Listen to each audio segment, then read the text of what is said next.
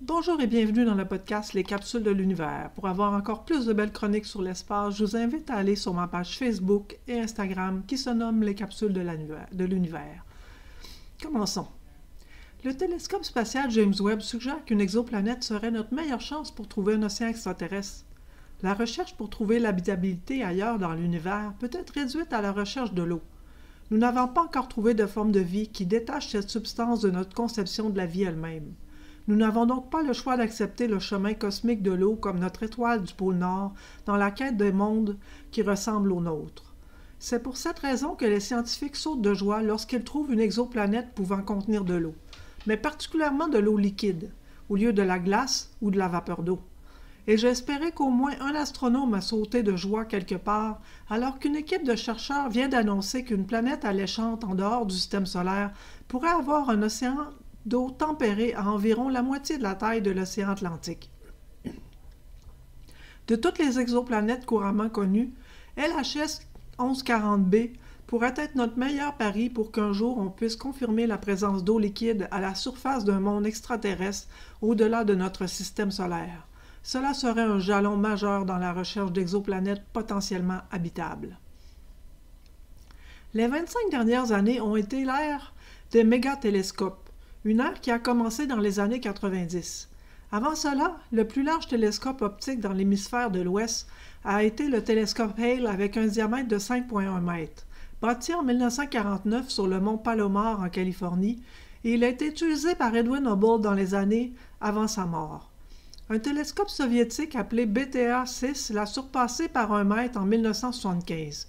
Mais pour les 40 années suivantes, le plus grand télescope terrestre était tous construits dans la classe des 4 à 5 mètres de diamètre. Il y avait des motifs expliquant pourquoi le développement des télescopes a frappé un mur pendant plus de 4 décennies. Une de ces raisons était que les miroirs de verre des télescopes géants étaient incroyablement lourds, construits de verre épais pour les rendre résistants au vent, à l'expansion thermique ou au tremblement de terre. Faites des miroirs plus larges et ils vont crouler sur leur propre poids, déformant la forme du miroir et rendant floue la vision du télescope. Ensuite, dans les années 1980, les technologies de miroirs de verre plus légers ont été développées. Au lieu d'utiliser une pièce solide de verre pour faire le miroir du télescope, ils ont construit une structure plus légère en forme de ruche d'abeille. Dans les années 90, il était possible de fabriquer des miroirs d'un diamètre pouvant aller jusqu'à 8,4 mètres, et soudainement, de plus larges observatoires ont pu être construits. Même avant que les observatoires puissent se prévaloir de cette technologie, plusieurs autres observatoires ont contourné les limitations de grands miroirs pour utiliser une technologie du futur. Des miroirs en segments formés de petites sections hexagonales qui ne souffraient pas des mêmes problèmes de lourdeur et d'affaissement du miroir. Ils étaient aussi plus faciles à transporter, permettant des ouvertures de télescopes beaucoup plus grandes. Une des choses les plus particulières à propos de chercher une autre Terre est de définir le mot Terre. Parlons-nous d'une planète bleue avec des plaques tectoniques et des espèces intelligentes? Ou parlons-nous de n'importe laquelle des planètes avec des océans d'eau liquide et le niveau correct d'azote et d'oxygène dans l'air pour que nous puissions respirer? Ou parlons-nous simplement d'une exoplanète de la taille similaire à notre planète? Selon votre définition, c'est possible que nous ayons déjà trouvé la Terre 2.0. On présume qu'une planète de la taille de la Terre, où il y a de l'eau liquide, mais qui ne peut ou ne peut pas arborer la vie. Jusqu'à maintenant, nous avons trouvé de petites et de grandes exoplanètes près de leurs étoiles par la méthode du transit et celle de la vélocité radiale, et de grosses planètes qui sont éloignées de leur étoile ont été trouvées par imagerie directe. La science des exoplanètes est très récente et nous sommes encore dans l'étape où nous apprenons les bonnes questions à poser. Peut-être n'y a-t-il pas d'autres terres, mais plutôt quelles combinaisons de mesures peuvent nous convaincre qu'une planète est propice à la vie, indépendamment qu'elle ressemble à la Terre ou pas. Est-ce que le télescope spatial James Webb brise réellement la cosmologie? Peu de temps après que ce télescope a commencé ses opérations scientifiques, des astronomes ont annoncé qu'ils avaient découvert des galaxies au début de l'univers qui étaient beaucoup trop grandes, lumineuses et pleines d'étoiles pour leur âge. Alors que les nouvelles autour du monde revendiquent que ces galaxies remettent en question notre compréhension du Big Bang. Alors que la théorie du Big Bang ne peut prédire avec certitude quelle galaxie va apparaître ou, elle peut énoncer des probabilités. Par exemple, les cosmologistes peuvent dire grossièrement combien de petites, moyennes et larges galaxies devraient apparaître dans un volume donné à un certain âge de l'univers. Mais avant le télescope James Webb, nous n'avions pas accès à des observations directes des premiers stages de l'évolution galactique. C'est quelque chose que le télescope a été spécifiquement conçu pour étudier. En 2022, des astronomes ont annoncé qu'ils avaient trouvé des galaxies distantes qui étaient surprenamment larges. Ils ont mesuré le décalage vers le rouge de ces galaxies comme étant supérieur à 16, impliquant que ces galaxies existaient seulement 200 à 250 millions d'années après le Big Bang. Elles étaient gigantesques malgré leur jeune âge et avaient l'air pleinement formées, avec des bras spiraux et tout ce qu'il faut. Ces galaxies semblaient dépasser les attentes selon la théorie du Big Bang. C'était comme trouver des adolescents dans une garderie pour enfants. Que se passait-il? Peut-être devrons-nous ajouter un nouvel ingrédient à l'univers, comme de permettre à l'énergie noire d'évoluer avec le temps afin de produire ce type de galaxie dans un univers si jeune. On pose un regard en avant pour les stations spatiales privées pour les prochaines 25 années. Alors que la Station internationale spatiale est progressivement décommissionnée, une nouvelle génération de stations spatiales commerciales fondées par des compagnies privées va prendre la place. Les humains ont habité la basse orbite terrestre depuis la moitié d'un siècle grâce aux programmes Salyut, Skylab, Mir et Tiangong, ainsi qu'à la Station internationale spatiale. À part de fournir des vues incroyables de la Terre, ces stations spatiales ont prouvé que l'humain peut vivre et travailler dans l'espace tout en apportant des leçons uniques sur la microgravité et le cosmos. Elles nous ont appris les défis de vivre dans un environnement de microgravité et de prendre conscience de la fragilité de la vie au-delà du berceau terrestre. Mais les dynamiques changeantes dans l'industrie spatiale vont développer une nouvelle ère de stations spatiales privées qui ont le devoir de poursuivre l'héritage des stations actuelles. La Station internationale spatiale, un périple s'étalant sur plusieurs décennies de coopération internationale et de développement technologique, est en finale de sa vie utile et sera décommissionnée autour de 2030. À court terme, les stations spatiales commerciales sont un prochain pas essentiel pour remplir le vide laissé par le décommissionnement de la Station internationale spatiale. Au-delà de ça, les stations spatiales commerciales offrent une flexibilité et du capital que les projets gérés par le gouvernement ne possèdent simplement pas. Les 25 prochaines années promettent des avancements significatifs dans l'exploration spatiale menée par l'ingéniosité et l'ambition des compagnies privées. Avec un bon support, des niveaux d'engagement et d'intérêt élevés, ces stations vont être les nouvelles maisons orbitales pour la recherche, l'innovation et la coopération internationale. Les déchets spatiaux sont inquiétants. Selon l'Agence spatiale européenne, il y a environ 40 500 objets d'au moins 10 cm de large qui circulent autour de la Terre et environ 130 millions de débris avec un diamètre se situant entre 1 mm et 1 cm. Même les petits tessons peuvent sérieusement endommager les satellites ou d'autres vaisseaux spatiaux, considérant l'extrême vitesse à laquelle ces débris voyagent. Par exemple, la Station internationale spatiale, qui orbite à une altitude de moyenne de 400 km au-dessus de la Terre, circule à une vitesse de 28 000 km/h. Mais il y a quelques bonnes nouvelles aussi sur ce sujet, notamment que plusieurs dans la communauté spatiale reconnaissent le problème et croient qu'on doit agir. L'année dernière, par exemple, la Commission fédérale américaine de communication a créé un nouveau bureau de l'espace avec comme objectif d'aider avec la problématique des déchets spatiaux. La technologie peut jouer un rôle également, aidant à faire revivre des satellites mourants ou en apportant des morceaux de débris spatialement dangereux vers la Terre rapidement et efficacement. L'industrie privée pourrait faire le gros du travail. L'énoncé de la mission de la compagnie japonaise Astroscale tourne autour de la prospérité de l'espace et la gestion des débris, et elle a déjà envoyé une sonde pour rencontrer et inspecter une grosse pièce de débris en orbite.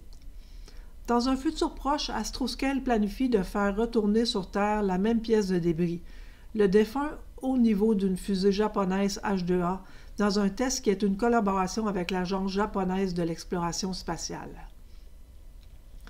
Avec des lancements de missions Artemis avec un équipage à bord à l'horizon, la NASA cherche des solutions durables pour la gestion des déchets durant les missions à long terme sur la Lune. Une initiative appelée Lunar Recycle, sous le programme Centennial Challenges de l'Agence spatiale, vise à promouvoir la conception et le développement de solutions de recyclage pour être utilisées sur la surface de la Lune ou dans des habitations lunaires. Ce programme vise à réduire les déchets solides durant des missions lunaires de longue durée dans le cadre des missions Artemis, ainsi que d'améliorer la durabilité des missions futures d'exploration spatiale. Alors que la NASA prépare des missions humaines spatiales, il y aura une nécessité de considérer comment des flux variés de déchets, incluant des déchets solides, peuvent être minimisés. Autant que de déterminer comment les déchets doivent être emmagasinés, traités et recyclés dans un environnement spatial pour qu'il y ait un minimum de déchets à retourner sur Terre, selon une occasion de contrat pour la phase 1 du défi Lunar Recycle. Avec autant de missions se dirigeant vers la Lune, à la fois privées et gouvernementales, certains scientifiques argumentent que l'humanité est entrée dans une ère lunaire anthropocène marquée par un temps où l'humain va altérer la Lune à jamais. Après tout, les équipages des anciennes missions ont laissé sur la Lune des atterrisseurs, des drapeaux, des expérimentations scientifiques, des balles de golf et même des excréments humains sur la surface lunaire. Par ce nouveau programme, la NASA veut réduire l'impact que les astronautes ont sur la Lune. Établir une présence à long terme sur la surface de la Lune va exiger de transporter beaucoup de cargaisons de la Terre à la Lune, incitant le besoin de réutiliser et de recycler afin de minimiser les perturbations sur l'environnement lunaire. La Russie a révélé sa chronologie pour construire sa nouvelle station spatiale, qui débutera en 2027. Elle a publié une feuille de route complète pour construire sa nouvelle station spatiale et les infrastructures terrestres associées. Les premiers modules seront lancés d'ici à 2028. Le premier module de l'avant-poste en forme de X, un noyau de recherche, est attendu d'être lancé en orbite en 2027. D'ici à 2030, il est planifié d'avoir arrimé les 4 modules majeurs avec 2 modules à but spécial qui vont s'attacher d'ici 2033. Roscosmos planifie d'envoyer les premiers cosmonautes à la station en 2028 et a même suggéré que la station peut être opérée sans équipage. La station russe orbitera à la même altitude que la Station internationale spatiale, soit à environ 400 km au-dessus de la Terre. La Russie a été un membre principal de la Station internationale spatiale depuis son lancement avec la NASA, l'Agence spatiale européenne, la JAXA qui est l'Agence spatiale japonaise et l'Agence spatiale canadienne. Pour sa nouvelle station, la Russie cherche comme partenaires le Brésil, l'Inde, la Chine et l'Afrique du Sud et d'autres pays africains. La clé pour déceler des contrefaçons peut être dans l'espace profond. Les yeux, comme le dit le vieil adage, sont les fenêtres de l'âme. Mais quand il s'agit d'images truquées, il pourrait y avoir une fenêtre dans l'irréel. C'est ce qu'on prétend une nouvelle recherche de l'Université de Hull au Royaume-Uni qui applique les techniques généralement utilisées en observant les galaxies lointaines pour déterminer si les images de visages humains sont vraies ou non. L'idée a germé lorsque Kevin Pimblett, un professeur d'astrophysique à l'université, étudiait des images de visages créées par une intelligence artificielle. Il s'est demandé s'il pouvait utiliser des parallèles pour déterminer quelles images étaient fausses et lesquelles étaient vraies. C'est évidemment la réflexion dans les yeux qu'il faut regarder, dit-il. Les contrefaçons sont soit des fausses images ou vidéos de personnes réalisées en entraînant l'intelligence artificielle avec une montagne de données. Quand elle génère des images de visages humains, l'intelligence artificielle utilise ses vastes connaissances pour construire un faux visage pixel par pixel. Ces visages peuvent être bâtis à partir de zéro ou être basés sur de vraies personnes. Ces images sont souvent utilisées malicieusement. Néanmoins, tenant compte que les vraies photos ont des réflexions dans les yeux, l'intelligence artificielle les ajoute, mais il y a souvent une différence subtile entre les deux yeux. Pour les 25 dernières années, l'Observatoire à rayons X Chandra de la NASA a enregistré des émissions de rayons X provenant d'explosions d'étoiles, de trous noirs supermassifs, d'amas de galaxies et d'autres sources, permettant aux scientifiques de partout dans le monde de reconstituer la structure et l'histoire du cosmos. Faisant partie des célébrations de l'anniversaire du télescope, l'Agence spatiale a publié un regard derrière la scène sur le travail qu'il a fallu accomplir pour conserver la sonde spatiale de 1,5 milliard de dollars en vol dans l'espace. De son lot d'ingénieurs, techniciens, analystes et concepteurs, plusieurs sont impliqués dans la mission depuis le début, il y a plus de 2 décennies. Le télescope Chandra a été proposé à la NASA en 1976 et les travaux ont commencé l'année suivante. L'épopée a été menée par le Marshall Space Flight Center en Alabama et l'Observatoire d'astrophysique Smithsonian au Massachusetts, qui est aussi responsable des opérations journalières du télescope. Le télescope a été lancé dans l'espace à bord de la navette Columbia en 1999 et a été placé dans une orbite qui le place à 1/3 de la distance vers la Lune. De ce point culminant, Chandra a aidé les astronomes à étudier les mystères qu'ils ne savaient même pas qu'il existait quand le télescope a été construit, incluant la complexité des exoplanètes et de l'énergie noire. En 2024, la NASA a annoncé que son chariot Persévérance a identifié une roche sur Mars qui peut-être contient des évidences de dépôts minéraux qui, lorsque trouvés sur Terre, peut indiquer la présence d'une vie microbienne. Alors peut-être que les marques en taches sur cette roche martienne suggèrent des processus microbiens similaires. Persévérance manque d'un tel laboratoire. Son travail est de percer les roches qui pourraient être ensuite étudiées sur Terre, dépendamment du succès de la mission de récupération qui est maintenant en attente d'une solution viable de récolte des échantillons. Ces instruments captent seulement le contexte des échantillons et la composition superficielle, ce qui est suffisant pour observer que la roche Cheyava-Phase qui vient de forer, prise dans une rivière qui a nourri de deltas fossiles qu'il explore depuis 2021, contient des taches de léopard, qui se sont potentiellement formées quand des molécules organiques ont réagi avec du fer oxydé. Cela peut nourrir la vie microbienne, sur Terre en tout cas. Bien sûr, c'est seulement une explication, plusieurs autres peuvent exister. Par exemple, la roche contient également des dépôts volcaniques, ce qui pourrait indiquer que cela a été créé à de très hautes températures. Le chariot ne peut se prononcer car il ne peut fournir les analyses détaillées nécessaires pour tester les hypothèses. Pour l'instant, Persévérance va continuer d'avancer avec l'observation de la bordure du cratère comme prévu. Les blocs de construction de la vie peuvent se former rapidement autour de jeunes étoiles. Les scientifiques se sont demandé depuis longtemps comment les molécules complexes nécessaires à la vie pouvaient s'être formées autour de l'environnement tumultueux et violent du Soleil dans sa jeunesse. Une famille de météorites appelée chondrites aurait en théorie livré le bon matériel sur Terre. Mais la question est comment des molécules organiques complexes contenant des éléments tels que le carbone, l'azote, l'oxygène en sont venues à être scellées en premier lieu dans ces météorites. Une nouvelle recherche suggère que le point chaud pour la formation de ces macromolécules, les blocs essentiels à la création de la vie, sont des trappes à poussière dans des disques de matière autour de jeunes étoiles. Ici, la lumière intense provenant de la jeune étoile centrale irradie la glace et la poussière peut former des macromolécules à base de carbone en quelques décennies, ce qui est très rapide. Ce qui signifie que les macromolécules pouvaient déjà être présentes quand le plus large objet ont formé des planètes où elles peuvent être scellées dans des astéroïdes sous la forme de petits cailloux. Ces astéroïdes pourraient donc être brisés en petits morceaux par des collisions répétées dans l'espace. Certains de ceux-là pourraient arriver sur Terre sous forme de météorites. Il y a une raison simple pour que les missions Artemis à venir de la NASA soient prévues d'atterrir au pôle sud de la Lune. La région contient de la glace d'eau. Non seulement les humains pourront boire de l'eau lunaire, mais ils pourraient aussi séparer les atomes d'oxygène pour produire de l'air respirable. Mais en premier lieu, les astronautes auront besoin d'une façon de convertir la glace en eau liquide. Trouver une manière pour faire cela est l'objectif de l'équipe du Challenge Aqualunar. Une collaboration entre les agences spatiales du Royaume-Uni et du Canada, la tâche des équipes du Challenge des deux pays est de proposer une façon pour les futurs visiteurs de la Lune de produire de l'eau liquide sur la surface lunaire. Les organisateurs du Challenge ont annoncé les 10 finalistes du Royaume-Uni. Leur tâche n'est pas si simple. Cela prend beaucoup de travail pour changer la glace lunaire en eau potable et encore plus pour séparer l'hydrogène et l'oxygène des molécules d'eau. Non seulement l'eau congelée est dure comme de la roche, mais elle est probablement remplie de régolithe lunaire qui va ajouter des cristaux aigus de poussière et le rendre imbuvable. Les habitants de la Lune ne devront pas simplement faire fondre la glace, ils devront également la purifier pour qu'elle devienne potable. La mission flottante LEAVES pourrait analyser l'atmosphère de Vénus.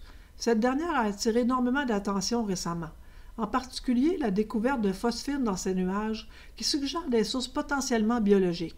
Cela a résulté dans la planification de nombreuses missions, incluant de flotter un ballon dans l'atmosphère de Vénus ou bien d'avoir un vaisseau spatial qui va récolter des échantillons atmosphériques.